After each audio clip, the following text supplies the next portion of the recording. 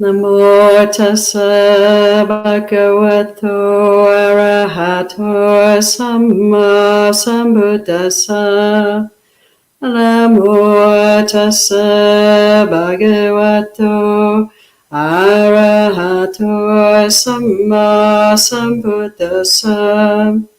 Namo tassa bhagavato arahato samma sambuddhassa. Buddhang dhammang sangham namasami.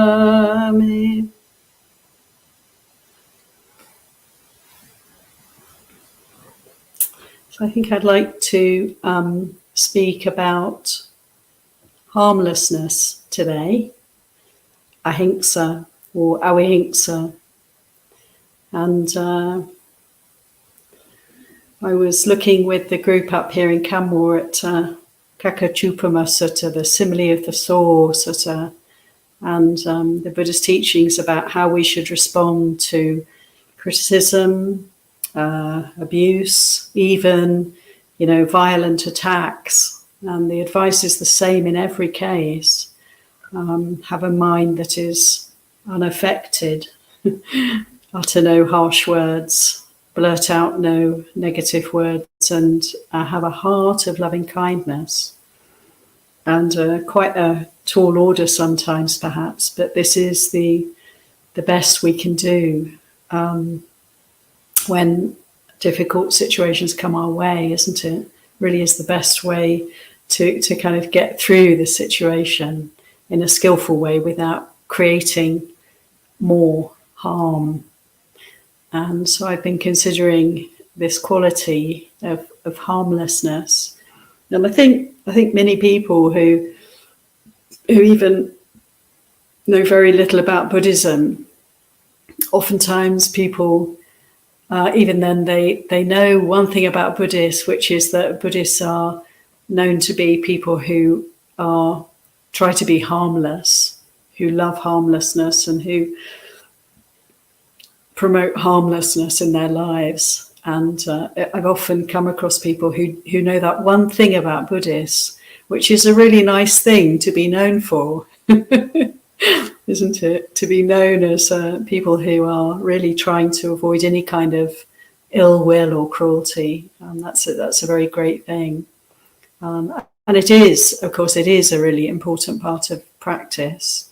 And so I'd like to consider how it manifests on the path for us. And I want to start reading a sutta. It's just a short sutta from Anguttara, the Fours, Book of the Fours, number 72. And it goes like this. In one who has four things, their practice is guaranteed. What four? Thoughts of renunciation, of goodwill, of harmlessness, and right view. In one who has these four things, their practice is guaranteed, and they have laid the groundwork for the ending of all the defilements. So I find that very beautiful. It's really saying right view, right intention. These two path factors are the core. The most important thing is to really understand and develop these path factors. So within right view, for me, there is the quality of harmlessness because, we're appreciating First Noble Truth, there's suffering. There is suffering. This world is in many ways unsatisfactory, and even when conditions are good, and there's often big challenges just around the corner. Even if we're healthy now and young and fit, and we feel immortal when we're young and fit. I certainly did. But then we have the big challenges then ahead of us. If we're not already in them, the challenges of old age, sickness, and death. And to have right view is to really consider these things again and again, and to seek that which is beyond birth and death, and to understand the second and third noble truths, the cause of suffering and the way to let go of suffering. And then, of course, the path of practice is the fourth noble truth. And within that, I feel that, there's a great quality of harmlessness, because we're wanting to come out of suffering. We're wanting to lessen the, amount of suffering that's in the world. And this is good for us. It's good for everyone around us. And it starts with us, really, doesn't it? I mean, if I work on my own dis-ease and really explore that, and through exploring it, actually becomes possible to move forward and let go of the desires and the ill will that create the suffering, then, we do that work ourselves and become a little bit happier, a little bit healthier mentally, a little bit lighter. We're so much more of a benefit to our friends, our neighbours, our loved ones. And if we have any enemies, then we tend to find ways to turn around those relationships and let go of old enmities, grudges, and so on. So, yes, in right view, there's a big step towards harmlessness right there.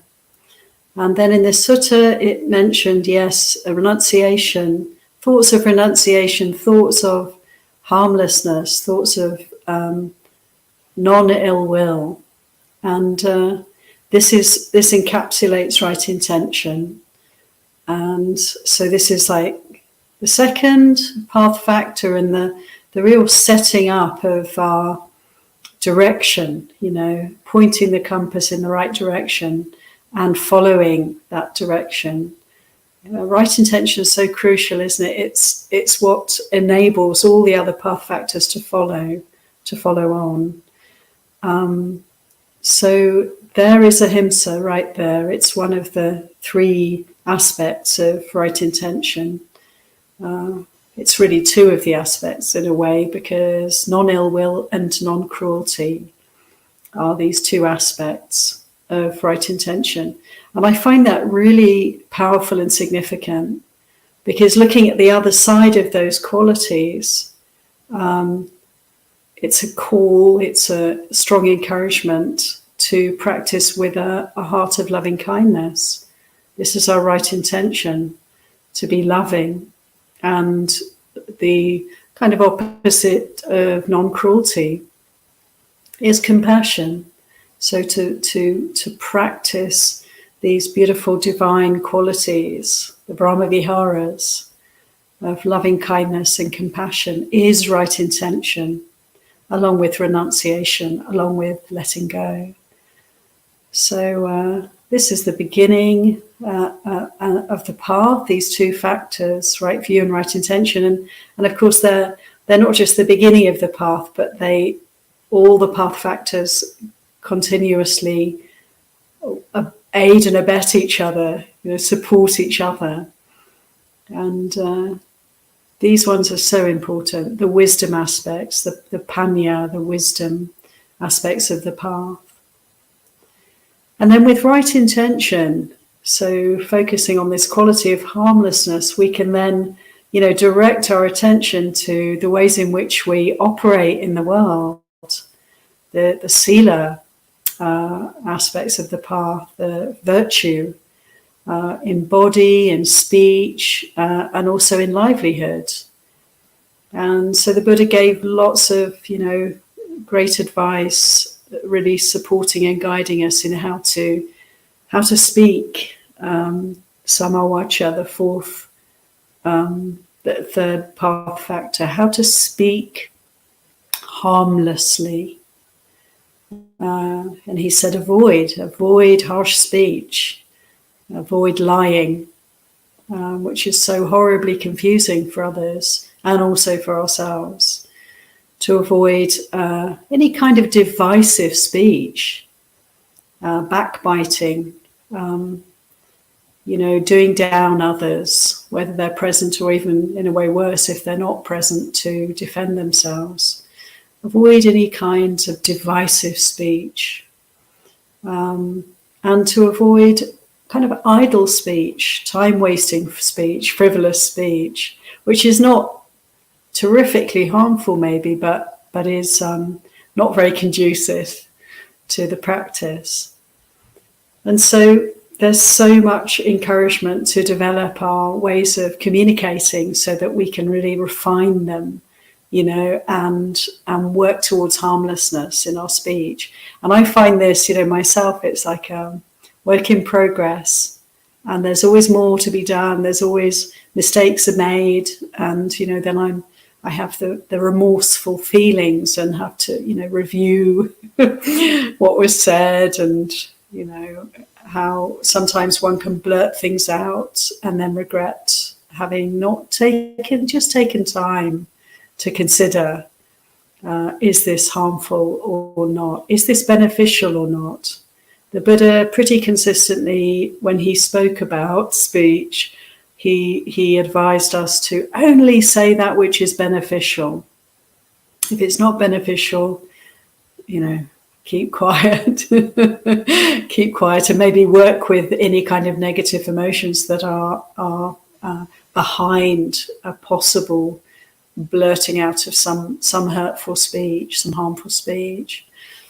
So the guidelines are there, and they're so helpful for us. And I think it's really important with speech not to berate ourselves when we make mistakes, because it's so fast, isn't it? It really is good to slow down. The Buddha advised, for social harmony, speak slowly. And I love that advice, because if we slow it down, then people are more able to hear us, and we have more time to consider what we're going to say. So that's a really good method, to help to refine our speech. But all the guidelines are there, and yet we can fall down again and again, and just not to make that into a big problem, but rather it's a learning opportunity, isn't it? And we can improve. So when a mistake has been made, great, it's an opportunity to maybe make amends if we can, one thing, and also to avoid falling into the same trap next time around. So this is a rich field for practice, and the practice of harmlessness is a very key to samma vaca, to right speech. And then moving on to the next path factor, each one strengthens, the next. There really is a kind of progression with these path factors. So from right speech to right action, samma kammanta, and first we can have thoughts of harm, negative thoughts of ill will, thoughts of cruelty. With right intention, we can hopefully notice that and nip them in the bud, But if we don't succeed, then sometimes we can say something. And if things get even more pressured, if there's even more momentum to any kind of negativity, then we can even act in a harmful way. And so we can be guided again by the precepts the Buddha gave us around right action, can't we? And just have those precepts as a kind of protective, like a fence around the possibilities for our behavior. And how wonderful is that? So obviously avoiding killing, stealing, sexual misconduct, lying comes again here. And carelessness through, intoxicants of any kind. We take alcohol, we take drugs, we're really in danger of inadvertently harming others. I think of the drunk driver, how awful that one can even kill people just through carelessness in this way. So keeping the 5 precepts, we're pretty harmless if we keep the 5 precepts.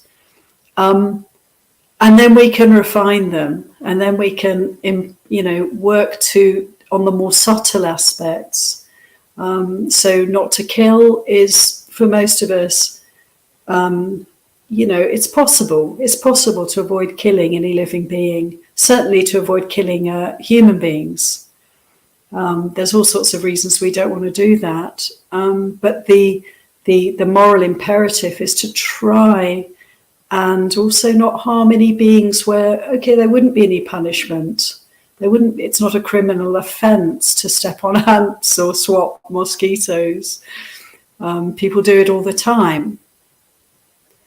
But, we know that all beings want to live, and no being wants its life to be suddenly destroyed by the act of another. This is not good karma. And so, we can really refine, and, oftentimes people might consider becoming vegetarian, vegan, in order to not, we don't need to kill other animals. So similar in nature to ourselves, when we can really perceive that they suffer fear and great distress when they're used for our nourishment. We don't have to do that. Actually, we can avoid that. It's possible to live, to survive very well without doing that. And so we can refine more and more this first precept, not killing, and it becomes something like a really almost like moment-to-moment consideration of how we can tread very carefully through our lives, how we can look around and see how we can help and nourish and support other beings. And in the same way, avoiding stealing, we can really, become less and less of a harmful force in this world by respecting, the property of others, the space of others, the resources of others. And there's always more to be done in this regard also. To live frugally, for instance, is a way of keeping this precept and really refining it, because there's only so much for us all to share. And the more frugally we can live, the less we're taking from the kind of pot that, that everyone needs to get their nourishment from. And lying, not using harsh speech, I've already spoken about. And the other precepts, avoiding sexual misconduct, how very hurtful and harmful it can be. As we know, if one betrays another or breaks the trust in a relationship, that commitment that we rely on in a relationship, if that's broken, it's exceedingly painful for the other. And so that's something to most definitely, to be avoided if we want to live harmlessly. And I've spoken about taking intoxicants, drugs. People do that for, kind of entertainment or for leisure, for relaxation. Very, very, very dangerous, because we're no longer, we're no longer really in charge of our own minds and bodies then. And it's almost like anything can happen. So this is something definitely to steer clear of. And to have a clear mind, so to have sobriety with a clear, uncluttered mind, undrugged, inebriated mind, we have much more chance of practicing harmlessness and refining our behaviour and meditating, developing the other path factors.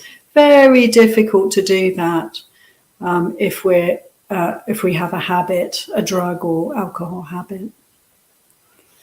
So then right livelihood is the next path factor. And yeah, it's hard, it's painful that there are many occupations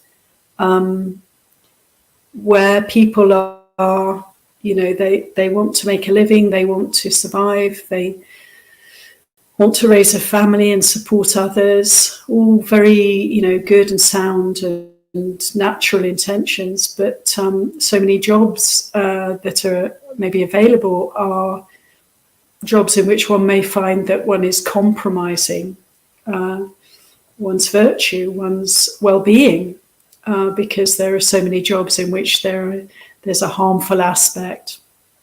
And the obvious kinds of things are, butchery and fishing and dealing in, weapons, and even many scientists and chemists and so on can get involved in harmful ways of working towards weapons. And it's really sad. It's really sad. I actually got some friends who did sciences at university and end up working in rather dubious companies. Compromising their well-being.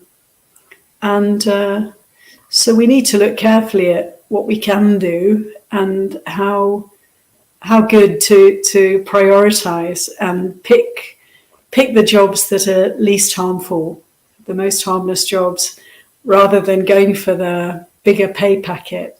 And I think probably most of you would most certainly do that. And it's a great blessing to be able to live as a samana, because one can really cultivate a harmless livelihood, and that's a great privilege, But I have a lot of heart for people who are struggling to do well in their work, to be harmless, and sometimes it can be difficult. Even I used to be a medical doctor, and even then I felt compromised. Imagine, it's like a job where you're helping people, you want to relieve suffering, at least superficially. As a doctor, that's possible. And yet, there are animal experiments going on to test drugs and all sorts of aspects that are not totally wholesome. So it's even the best of jobs, we may feel that there are ways in which we're compromised. We have to make compromises and always to try and pick the most harmless course of action. And sometimes, people will, when they've started to practice, they might even change their occupation because of these kind of considerations. So then moving on, the next path factor, right effort, samavayama, and this is all about harmlessness. And I love to think of this in terms of the 4 right efforts, which the Buddha most often gave as the explanation for right effort. To see our unwholesome qualities, to see any ways, habits that we have, in body, speech, or thinking that are harmless, that are unwholesome, and to work to put energy and effort into reducing those qualities. So turning away from those habits, really letting ourselves let go of those ways of behaving, thinking and speaking, and being very careful, not to allow unwholesome qualities that haven't manifested, not to give them any space at all so that they can't arise. And it's a bit like the Buddha often gave the simile of weeding a garden. We have some saplings, say, some small baby trees growing, and there's weeds. There are weeds all around, and our job with right effort is to do the weeding, root out the unwholesome qualities, and don't allow new unwholesome qualities to arise. So keep a close eye, on the ground, and notice any hint of new arisings of unwholesome qualities. And at the same time, then the other side of right effort is to, in this simile, the sapling is the wholesome qualities, good qualities, to really allow them to grow, water them, nourish them, and make much of them. And any wholesome qualities that have not arisen, that we see that we don't have, and often this is by looking at others and noticing. We may find that we admire others for certain reasons, and often it's something we feel we don't have ourselves. This one's so courageous, this one's so wise, this one's so humble, this one's so kind. If we have this feeling of admiration, of respect for these qualities in another, then we have the opportunity to develop them in ourselves. It's almost like a given that that's what we're going to do. And we can really look around the community, look around the Sangha, the group, the friends, the neighbours, the acquaintances, and we can really be guided often by others when we see them doing good things. I'd like to also cultivate this good quality. I can certainly do that. And so there's this beautiful movement with right effort from any kind of harmfulness towards harmlessness. And all the unwholesome qualities can sort of fade away, gradually whittle away, as we also then develop the good qualities and allow them to come to strength, to become very powerful. And so this is a very important path factor, and it imbues, of course, it nourishes, it strengthens all the other path factors. So there is a place for energy and effort in our practice, always a place for that. And this quality of right effort, of course, then leads us to the possibility of right mindfulness, samasati. And my feeling about right mindfulness is this is harmlessness in action. When we sit to meditate, when we are willing to give priority to our awareness of situations, to being the witness, to being the observer, rather than kind of immersed and enmeshed in the world of samsara, of activity, of birth and death. This is really, this quality of mindfulness is so precious and so powerful. And there's a really beautiful sutta. I've got it here written down. It's Sedaka Sutta in Samyutta Nikaya. And it's Samyutta Nikaya 47:19. And it's the Acrobat Sutta. And the story is, in this sutta, there are two acrobats. There's the teacher and the student. And the Buddha's telling this story of the two acrobats. And he says, so the teacher says to the student, he says, okay, when we're on the high wire doing our balancing act, it's very important that you look out for me and I'll look out for you. And the student says, yes, okay. And then thinks about what he said, and she comes back to him and says, actually, I'm not sure about that. It seems to me that it may be safer if I look out for myself and you look out for yourself.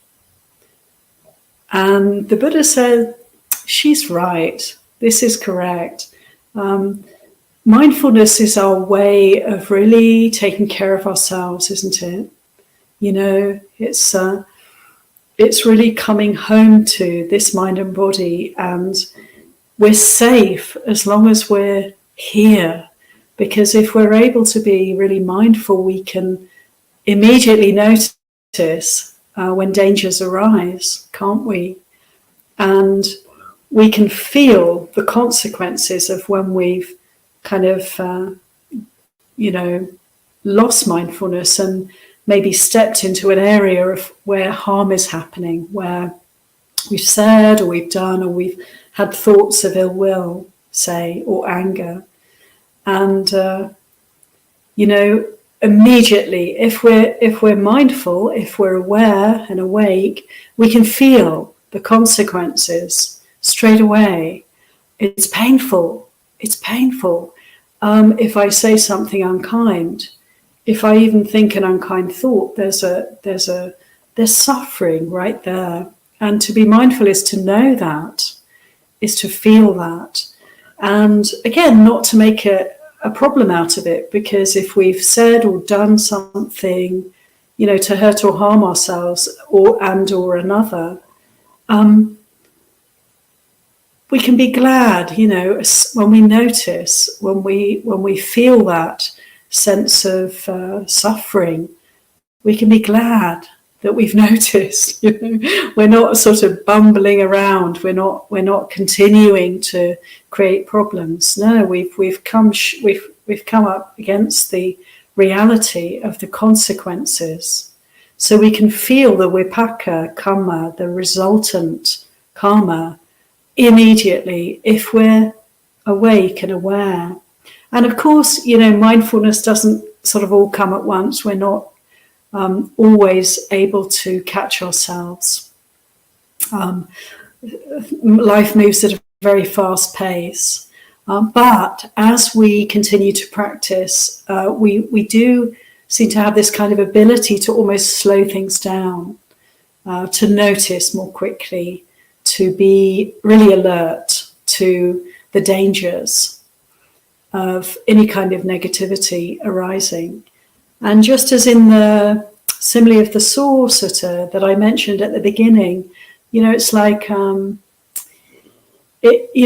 worldly mind will, if someone comes along and hurls abuse at me, or is even, physically aggressive towards me, the immediate response, the worldly response, is to hit back, to respond in a negative way, to feel, even if we can't do that, to feel a sense of hatred, anger, ill will, animosity.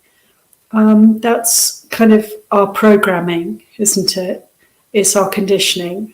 We immediately will, unless we're fully liberated, I suspect, there will be, or unless we're very highly attained, should I say, we'll have that knee-jerk response. If there's any ill will in the mind, if there's any vestiges of negativity, ill will, hatred in the mind, they'll tend to come up. But, if we're practicing mindfulness, we can be aware of that, and we can stop that escalation, we can stop the lashing out and the negative, hateful thoughts arising, which can then lead to negative speech, harmful action. Not that we wouldn't want to defend ourselves or another, if that's a possibility, from some kind of attack, but it's just that within us, it doesn't do us any good at all to kind of get into the same energy stream, but rather it's our opportunity to do something radically different. And as the Buddha told us, this is the time, this is the opportunity to make peace and to let the karma, let the action, let the unwholesome intention end, because we don't have to add to the problem. And this is really powerful, and it's really amazing that we have the guidance and the support to do this kind of practice. And it's only through mindfulness that it's possible, isn't it? So we need to know what's happening. We need to catch our knee-jerk responses and make peace, and then right action can flow from that place. So, the Simile of the Saw is a very dramatic sutta, where the Buddha's really saying, even if someone comes along and they're kind of torturing you to death, even in such a situation, work with your mind. Let's not allow hatred to take root. Make peace with the situation and start to develop a heart of loving kindness, forgiveness. It's a high teaching and a high practice, but we can certainly do the best we can to not retaliate, to not add to suffering, to help others to come to a place of peace. Someone angry approaches, if I'm angry back, the fires just rage on. But if I can listen and just watch my breath, stay calm, at least stay still, physically still, even if the mind is really not very calm, but just not to react, not to retaliate. This is a very great gift to the world, a gift of harmlessness. And if we can really cultivate mindfulness, we're able to be quite amazingly wonderful peacemakers in this world. And it's powerful, and it makes a big difference if we can do this kind of practice. And we are no longer to be feared, What a wonderful thing. When we're harmless, we're safe. We're like a place of safety for others. They can trust us. They don't have to be afraid of us. And that's so wonderful, isn't it? So the last path factor, right samadhi, right concentration or right stillness, right kind of serenity, peace. The movement towards peacefulness, one-pointedness, the mind that is at ease, and all the other path factors, of course, as we know, really point to Samma Samadhi and enable Samma Samadhi to manifest. And, to have good Samadhi, to be developing a focused and a still mind is to work with the hindrances, isn't it? The nivaranas, the hindrances to meditation. So now we're in the realm of mental development, moving in the footsteps of the Buddha toward liberation. And to work with the hindrances is to really start to uproot all the negative qualities, all the obstructions on the path. And how powerful the harmlessness that we can begin to kind of radiate in this world. So to work with ill will, to work with all the manifestations of ill will, from mild irritation to, rage, burning anger. The Buddha said, anger is like if we allow anger to manifest, it's like an avalanche. It's like a person getting swamped or pulverized in an avalanche, or getting pulverized by a mountain. It's a huge force of destruction, anger. And we have to be very careful not to give it any space at all in our hearts.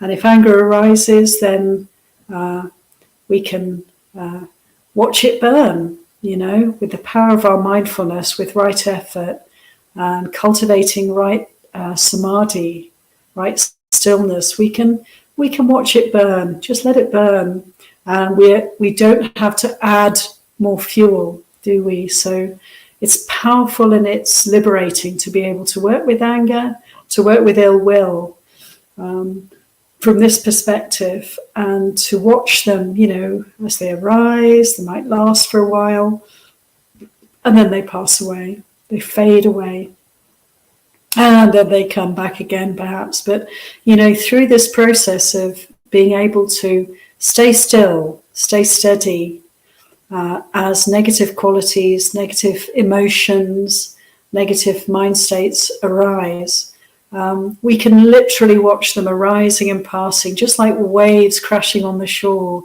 They come and they go, they come and they go. And knowing over time that every moment we're able to be still and observe the change, the inevitable changing quality to all these mental states, the more they are getting uprooted. They are diminishing. We are freeing ourselves from these defilements. How wonderful, how wonderful. Even a moment, even one breath, mindful breath, when there's anger in the mind, it moves mountains. It moves mountains. We can really begin to notice the sense of freedom. And the things that annoyed me a few years ago, oh my goodness, well, they're still a bit irritating, but I'm not losing the plot. I'm able to actually just stay calm now and be patient and just let it go. So we have these kind of experiences of progress on the path. And we can use these experiences, we can use the sense of things improving, our short fuse becoming a bit longer. We can really make much of that experience because it gives us more faith and confidence in our practice. And the other hindrance I'll just mention that we find we're working with as we develop right samadhi, right stillness, focus, is desire, all the way from, little bit of a twinge, a little bit of distraction around what I'd like to be doing now when I'm meditating, actually trying to meditate, from that to the very strong, yearnings, longings, even compulsions to get this or to get that, to hold on to this or to hold on to that. And there's a very powerful sutta in Majjhima Nikaya, the Mahadukkhakanda Sutta, the sutta on great suffering. And the Buddha's talking about the danger of desire, the danger of greed, of wanting. And he just lists in a kind of ascending order all the catastrophes that we can experience through this hindrance of desire, all the way to, you start to feel that you have to, pick up your sword, pick up your gun, get out there and fight, steal, take what's not yours, and even risk the punishments that may come your way. And above all, breaking the precepts in these kind of ways, the immediate punishment that comes from the dukkha, the suffering that we create for ourselves and others. So the Buddha's really saying, that the source of all the turmoil, trouble, strife and suffering in the world is, one could say, is this kind of greed, wanting, desiring. And it's a really powerful sutta, and it's, of course, every word is true. Every word is true, that we can see through history and even in the present day how it is that people will even go out and kill others en masse to get what they feel they deserve, they need, they want. And so, it's a very powerful message, and it really behooves us to work with our desires. And, you know, as we're practicing and observing the wanting arising and passing, just in the same way as with ill will and aversion, we can start to see, actually, I don't have to get up and get what I want. I can sit and I can just observe that feeling, that very strong impulse and wish actually has a life. And it's a finite existence, just like everything else. It's changing all the time. It comes up, it lasts for a while, it's strong, it's a strong impulse, and then, it's gone. Where did it go? And then it may come again. But to be able to work with desire, to work with this hindrance of wanting, craving, clinging, it's amazing how empowering it is for us, isn't it? Because we realize, actually, I don't have to follow desires. It's okay not to get what you want. And then to realize that you don't actually even want it. It's not even worth having. It's actually okay just to be here and now. There's actually nothing missing. Whoa, what a relief.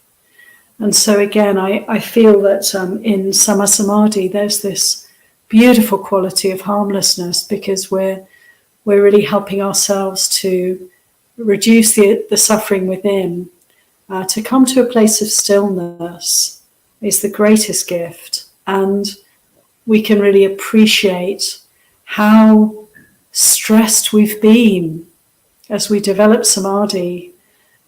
We can recognize that from that peaceful perspective, what a feverish kind of turmoil we've come out of, and what a relief to be free to that extent. So we're actually giving ourselves, a great gift of reducing the harm that we do to ourselves through our untamed mind, our uncultivated mind. And so in short, I would say, the whole path seems to me, the whole Eightfold Path is a path of harmlessness in so many different ways, all these different aspects working together to create real peace, to enable real harmony, well-being, not just for this one, but, to offer that into the wider field for all beings.